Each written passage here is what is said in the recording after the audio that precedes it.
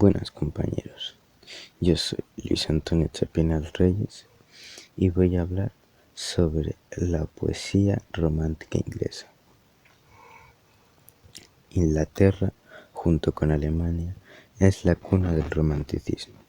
Con una fuerte tradición prerromántica, la literatura inglesa de la primera mitad del siglo XIX se ve caracterizada por sus grandes poetas, el desarrollo de la novela histórica y el inicio de la novela de terror o novela gótica.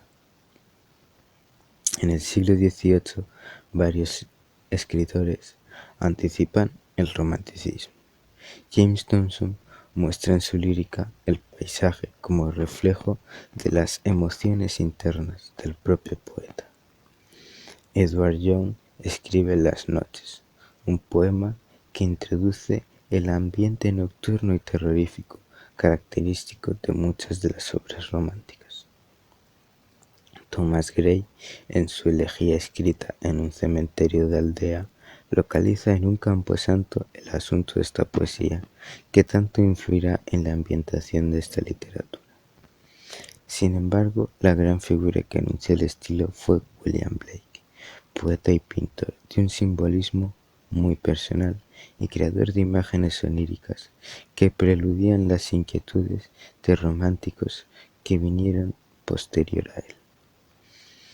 Sus visiones se alejaban del neoclasicismo imperante en su tiempo, y su experimentación formal en la ritma y el ritmo poético está en la línea de la originalidad creadora buscada por todos los autores de este movimiento. Canciones de la inocencia y Canciones de la experiencia reflejan no solo los ideales del hombre, sino la desilusión provocada por la evolución de la Revolución Francesa. En estos poemarios denuncia el egoísmo humano, lo perjudicial de las instituciones sociales y la indiferencia del mundo ante el sufrimiento individual. Sin embargo, el inicio del romanticismo inglés puede fecharse en 1798, año de la publicación de Baladas líricas, escrito por William Wordsworth y Samuel Taylor Coleridge. En él se utilizaba por primera vez un lenguaje común para la expresión poética y se daba cuenta de la belleza que tiene la naturaleza como medio de evasión del mundo burgués industrializado. Esta obra se considera el arranque de la literatura romántica anglosajona. La poesía romántica se divide en dos grandes generaciones. Los laquistas se denomina así ya que sus componentes residían cerca de los lagos del noroeste de Inglaterra, y los rebeldes, segunda generación. Forman parte de ella tres grandes figuras literarias, que son Lord Byron, Percy Shelley y John Keats. Nos vamos a centrar en John Keats.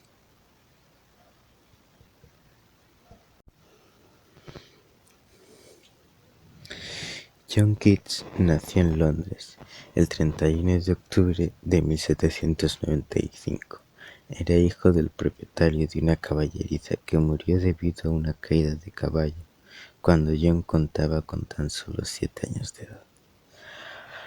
Ante las dificultades económicas que se le avecinaba a la familia de Keats, la madre decidió casarse de nuevo, aunque el fracaso de ese matrimonio hizo que pronto se separara de su nuevo esposo y se marcharía a vivir con sus 4 hijos a casa de la abuela materna del poeta.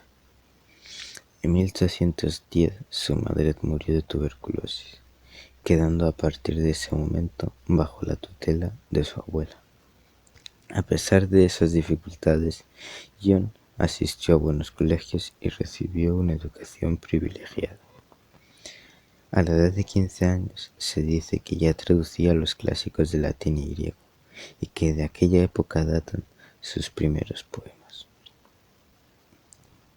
Instigado por los autores que su abuela había nombrado para que se encargaran de la educación de Keats, en aquella época realizó estudios de medicina.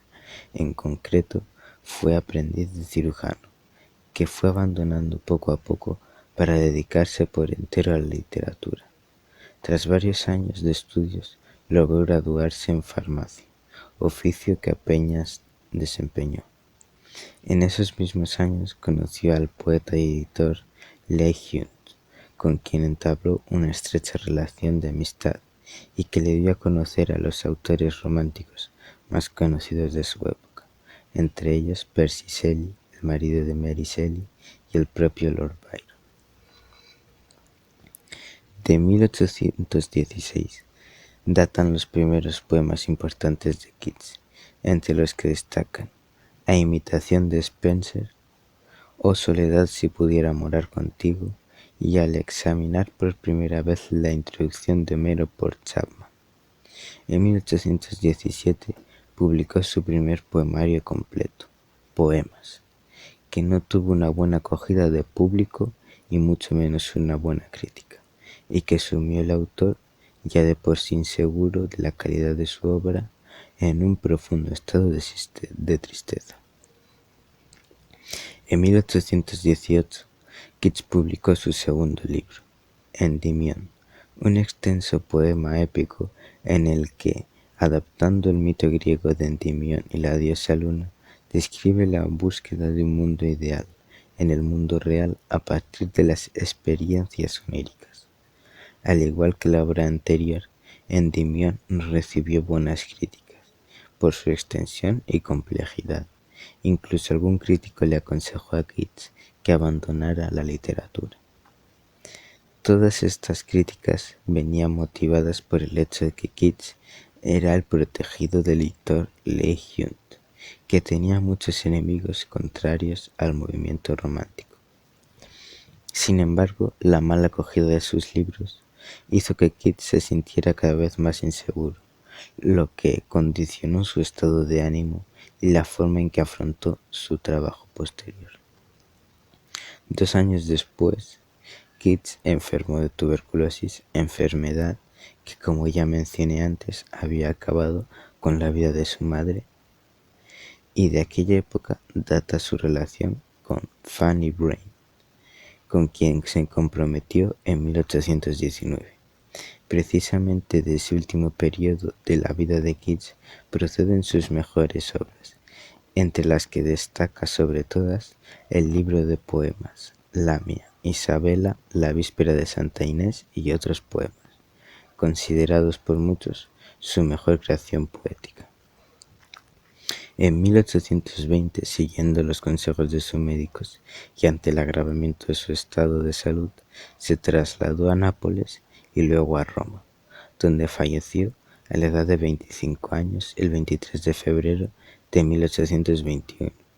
Fue precisamente después de su muerte y tras la publicación de algunos de sus mejores poemas, entre los que destacan Vísperas de San Marcos y La Belle Dame sans Merci, cuando Keats comenzó a adquirir popularidad y prestigio póstumamente.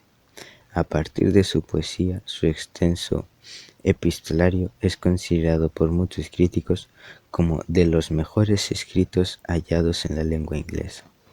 A pesar de su corta vida, que no hizo más que agrandar su grandeza en el entorno de los autores románticos, la obra de Keats es de una importancia capital para comprender muchas de las inquietudes que movían a los poetas de su generación.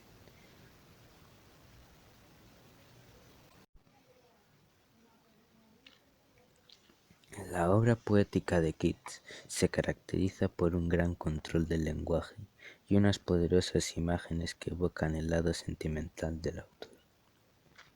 En muchas ocasiones, como en el poema titulado Lamia, la temática es mitológica.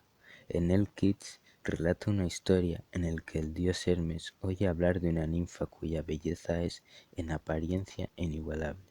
Por esa razón, el dios griego va en su búsqueda, pero se topa con una Lamia, un ser mitológico griego de gran seducción y belleza, el equivalente terrestre de las sirenas, que tiene forma de serpiente.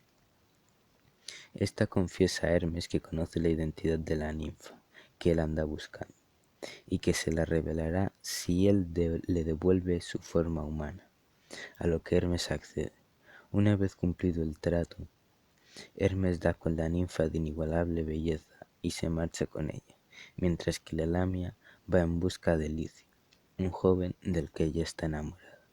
Sin embargo, en el banquete de estos dos últimos personajes, un sabio llamado Apolonio de Tiana revela a todos la verdadera identidad de la Lamia, momento en el que ella vuelve a adquirir su forma de serpiente y su joven amado muere de dolor y tristeza.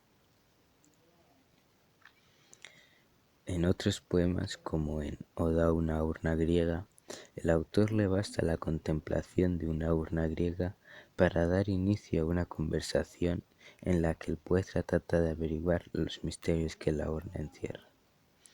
El final del poema dice así: Oh pieza ática, que bellamente dispone sobre el mármol excelentes varones y labradas doncellas junto a hierbas y ramas.